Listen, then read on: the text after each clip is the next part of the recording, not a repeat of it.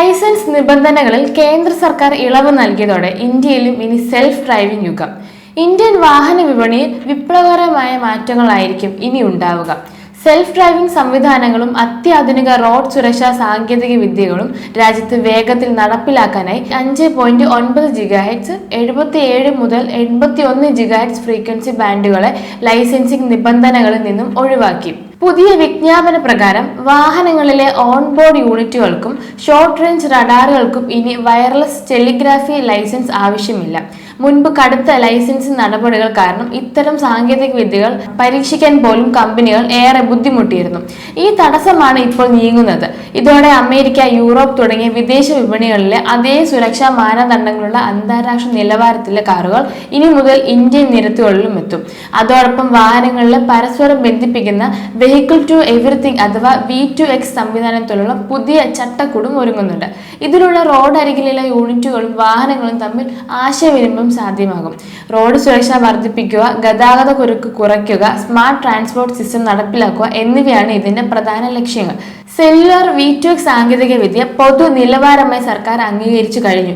ഇതിൽ പങ്കാളികളാവുന്നവർക്ക് ലേല നടപടികളില്ലാതെ നേരിട്ട് സ്പെക്ട്രം അനുവദിക്കാനും പുതിയ ചട്ടക്കൂടിൽ നിർദ്ദേശമുണ്ട്. കേന്ദ്ര സർക്കാരിന്റെ ഈ സുപ്രധാന നീക്കം രാജ്യത്തെ വാഹന വ്യവസായ മേഖലയ്ക്ക് വലിയൊരു ഉണർവാണ് സമ്മാനിക്കുന്നത്.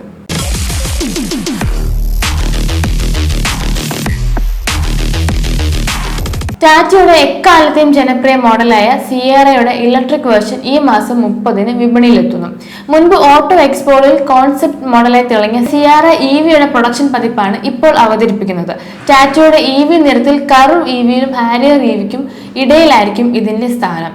ഹാരിയർ EVയുടെ ആക്റ്റീവ് EV പ്ലസ് ആർക്കിടെക്ചറിൽ ഒരുങ്ങുന്ന സിയറ EV RWD, AWD പതിപ്പുകളിൽ ലഭ്യമാകും. ഹാരിയറിലെ പോലെ 65 kW, 75 kW ബാറ്ററി പാക്ക് ഓപ്ഷനുകളാണ് ഇത് പ്രതീക്ഷിക്കുന്നത്. സ്റ്റൈലിംഗിൽ SUV മോഡലിൽ നിന്നും വലിയ മാറ്റങ്ങൾ ഉണ്ടാകും. ബ്ലാക്ക് ഓഫ് ഗ്രിൽ, പരിഷ്കരിച്ച front bumper, signature EV badging എന്നിവ ഇതിന്റെ പ്രത്യേകതകളാണ്. ഇന്റീരിയറിലുള്ള ആധുനിക ഫീച്ചറുകളാണ് ഇതിന്റെ മറ്റൊരു പ്രത്യേകത.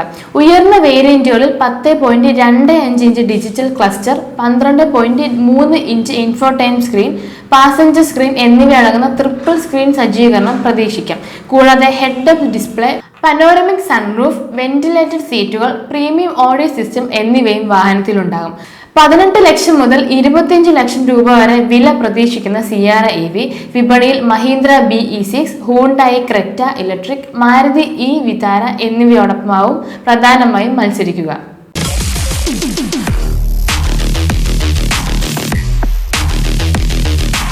പ്രീമിയം ഹാച്ച്ബാക്ക് വിപണിയിലെ ജനപ്രിയ ഹുണ്ടായി i20യുടെ 4th ജനറേഷൻ മോഡലിന്റെ ഔദ്യോഗിക ചിത്രങ്ങൾ പുറത്തുവന്നു. ബ്രസീലിലെ ആഗോള അരങ്ങേറ്റത്തിന് മുന്നോടിയായാണ് കൂടുതൽ സ്പോർട്ടി ലുക്കുള്ള പുത്തൻ i20 കമ്പനി പരിചയപ്പെടുത്തിയത്. Connected LED light bar, Y shape DLRകൾ, honeycomb grill, 17 inch dual tone alloy വീലുകൾ എന്നിവയാണ് പുറം മോഡിൽ പ്രധാന ആകർഷണങ്ങൾ. പിന്നിലെ C ഷേപ്പ് LED ടെയിൽ ലൈറ്റുകളും സ്പോർട്ടി ബമ്പർ കാറിന്റെ ലുക്കിന് മാറ്റുകൂട്ടുന്നു. ഇന്റീരിയറിൽ 10.25 ഇഞ്ച് 2 ഡിജിറ്റൽ സ്ക്രീനുകൾ അടങ്ങിയ പുതിയ കർവ്ഡ് പാനൽ ഡാഷ്ബോർഡിന് പ്രീമിയം ഭംഗി നൽകുന്നു. കൂടാതെ ADS സുരക്ഷാ സംവിധാനങ്ങളും 346 ലിറ്ററിന്റെ വലിയ ബ്രൂട്ട് സ്പേസും ഇതിലുണ്ട്. നിലവിലെ 1.5 litre naturally aspirated petrol, 1 litre turbo petrol എഞ്ചിനിൽ എന്നിവ പുതിയ മോഡലിൽ തുടരാനാണ് സാധ്യത.